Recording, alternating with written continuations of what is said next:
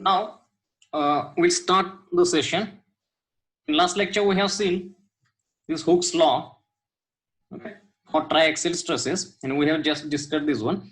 See here, previously we have seen that the stresses or loads, those are acting in one direction, either in only X, okay, uniaxial stress we have seen. Now in this case, see the stresses are acting on all the surfaces of the element, that is in X, Y and Z. X, Y and Z. In all this direction, the stresses are acting. So because of the material properties, that is because of Young's modulus and Poisson's ratio, what will happen? The value of stresses in each direction, that is not simply sigma. Okay, the effect of E and nu, that is Poisson's ratio, that will take, that should be considered while calculating the stresses in each direction. So instead of derivation, directly I have mentioned here formulas because derivations are not required for your syllabus. So the sigma X, sigma Y and sigma Z, all these are given by using three equations. We have to use these formulas while solving the problems. These are the strains, stresses, and accordingly the strains in X, Y and Z directions are given by these equations. And as we know that after applying the load, if there are strains or changes in the dimension, that means there are strains available and we have to calculate the total strain. This total strain, that means, see here, this is epsilon X, epsilon Y, epsilon Z. If you add all these strain values, so we will find the total change in the volume, basically. Sorry, total unit change in the volume. Correct. That means this is nothing but E is volumetric strain. Okay. And this is in terms of strain and this is in terms of strain. This volumetric strain is indicated or represented in terms of strain and in terms of stress, like this way. So this is important while solving the problems. When we will try to solve the problems, then we have one type of problem is based on this stress strain Poisson's ratio and Young's modulus. So that is a relationship between elastic constant. Okay, while solving the problems we will apply these equations and then apparently you will get habitual to remember these formulas. Now the second another part is actually in your syllabus this title is not there like this way. So I have mentioned the title deliberately. So what is spherical stress? Now suppose if all the stress values, that is sigma X, sigma Y and sigma Z, if all these stresses are equal, okay, for example some quantity sigma 0, correct, it may happen in some cases that all the stresses or all the forces acting on all the surfaces that may be equal. In that case, what will happen? In that case, see here, all these stress values are similar, then the volumetric strain, it will change like this way, because we have formula for epsilon. E is equal to like this 3 of sigma X plus sigma Y plus sigma Z. We were having like this divide and into 1 minus 2 mu divided by E. Correct. And here in this case sigma X, sigma Y and sigma Z, all those values are sigma 0. If I put sigma X, Y, sigma Y and sigma Z is equal to sigma 0, automatically I will get this equation. Correct, because this equation in previous slide we have seen this equation. like this way. See here, this representation, correct? So here 3 will not be there. Okay, only sigma x plus sigma y plus sigma z 1 minus 2 mu, and then if I put the values of all these sigma stresses is equal to sigma 0, I will get this equation, correct? So I can write this equation like this way. Epsilon 0 is equal to, just rearranging the terms, correct? Now suppose again I can write E is equal to like this, where this k is this value. Just what I'm doing here, I'm arranging the terms like this way. This 3 into this term, whatever I have encircled with the red color, if I, because this is constant, 3 is constant, 2 is constant, nu is also constant, because this is property of the material, and Young's modulus is also constant because that is again property of material. So this term 3 into 1 minus 2 mu divided by Young's modulus, that is constant, and that constant is represented by capital K, and after that I can write this equation like this, sigma 0 divided by K, where K is this part. Okay, here now this constant K is called as bulk modulus. Okay, this K is called as bulk modulus. In this term you have heard in physics also, correct? And have you remember, have you got this point? The another constant, elastic constant or material property is bulk modulus, and that is given in terms of material properties like Young's modulus and nu in this way. Okay, so like Young's modulus, Poisson's ratio, modulus of rigidity, another constant is bulk modulus. Okay, so this is fourth elastic constant. Now this kind of stress condition is called as spherical stress, because this tension force or tension stress is acting all over the surface. Okay, that's why this is called as spherical. Now suppose if the stresses are compressive, like this way, if the stresses are compressive, then that stress condition is called as hydrostatic stress. Okay, hydrostatic stress, the best example of hydrostatic stress is if suppose if we insert or immerse a body in water. This term is derived from the element immersed in the water. Hydro means water.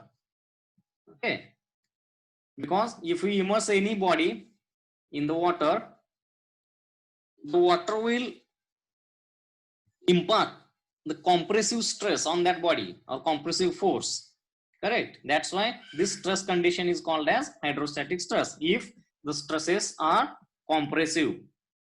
Okay, if the stresses are in tension manner, then that stress condition is called as spherical stress. So okay, now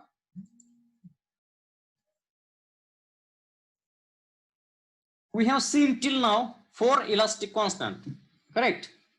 One is Young's modulus, another is modulus of rigidity, then Poisson's ratio, and K, that is bulk modulus. Now we have to find out the relationship between all these 4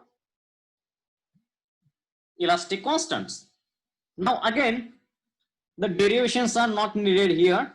Directly I have put the relationships here. See here, the first relationship is between E and K, that is Young's modulus and bulk modulus, and that is given as 3K into 1 minus 2 mu. You have to remember these equations. Then between Young's modulus and modulus of rigidity, that relation is given as like this way, 2g into 1 plus 2 mu. And between all these three constants, E, G and K, that is given as 9k into G divided by G plus 3k. Okay, so these three are relationship between these elastic constants. Again, you have to use these formulas while solving the problem. Okay, so this is called as, these relations are called as the relationship between these elastic constants. Again, remember that this set of properties, those are called as, these are also called as property of the material, that is material property, or elastic constants. Why these are called as elastic constant? Because these values will never change for a specific material. For example, if you take steel, for steel the values of E, G, A and nu, those are different. If I take aluminum, for aluminum you will find different values of E, G, K and nu. So these values are very specific to the material. For this material, values of E is different. For aluminum, values of E is different. Okay, that's why it is called as constant, elastic constants. Those are also called as properties, because properties of specific entity is constant. That's why these are also called as material properties. Okay. Now, another term we will see here, factor of safety. Have you heard this word? Factor of safety? No, sir. Okay. This factor of safety, this is very much important while designing the material or while designing any kind of structure. Okay. See here, I will give one example. Suppose one structure is there.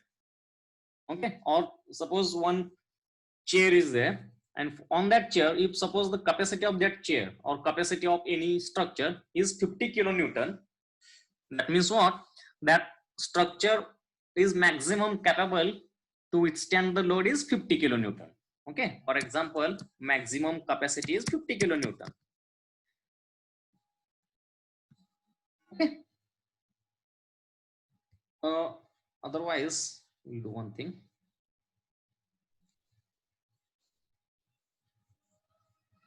Suppose I will talk in terms of stress. Okay. Suppose one of the material is having 50 MPa as its maximum stress value. While designing the part, okay, if suppose in working condition,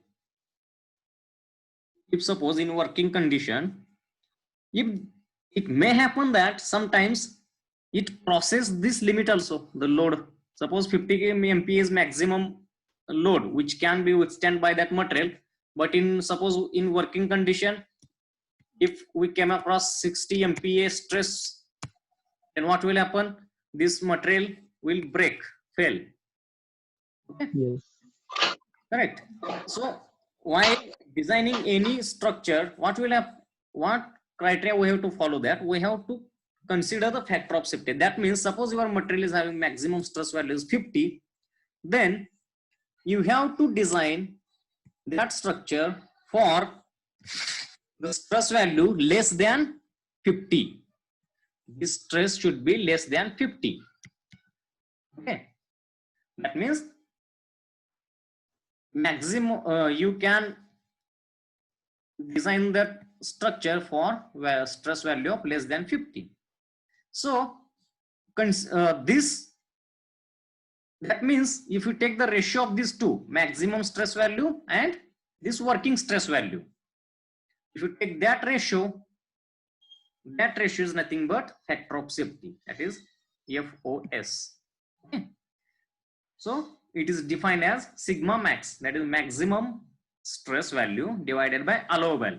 Allowable stress value is also called as working stress, because that is value of stress which we can allow, or that is in working condition. Okay, that stress value is called allowable stress. And always remember that the factor of safety is, its value is always greater than or equal to 1. Okay, depending, you can very easily figure out that it should be greater than or equal to 1, because this allowable stress value never maximum stress value. Okay, that's why this ratio will remain always greater than or equal to 1.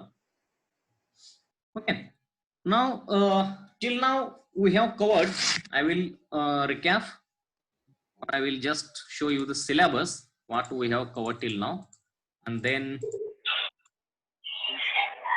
slowly we will move towards solving the problems. So look at this. We have covered stress, we have covered strain, we have covered Hooke's law, we have covered Poisson's ratio, we have covered this modulus of elasticity, that is E, we have covered modulus of rigidity, then we have covered bulk modulus, again we have covered interrelationship between elastic constants, stress strain curve, right? This for ductile and brittle material we have seen that, and factor of safety. That means theoretical part of this unit, we have almost finished theoretical part of the first unit. Now, after this, there are some points which are stresses and strains in indeterminate or determinate and indeterminate beams. From this point, we will start problems. Problems are numerical. Okay. This whole part is same for different types of loads. Okay. So from next lecture, we will start solving the problems. Okay. And we will have to cover minimum 10 to 15 problems. The first unit is very much lengthy. There are varieties of problems. So you should never miss the lecture henceforth, because the starting point, because see here in this subject the theory questions are very much limited. Okay, in some cases you won't find any theory question in this solid mechanics. Okay? It's 90% of the pattern of this examination is based on numericals or problems only. Okay. So from next lecture we'll start simple problems, and we will gradually increase the difficulty level, and again we will cover previous year's question papers problems. Okay, so from this next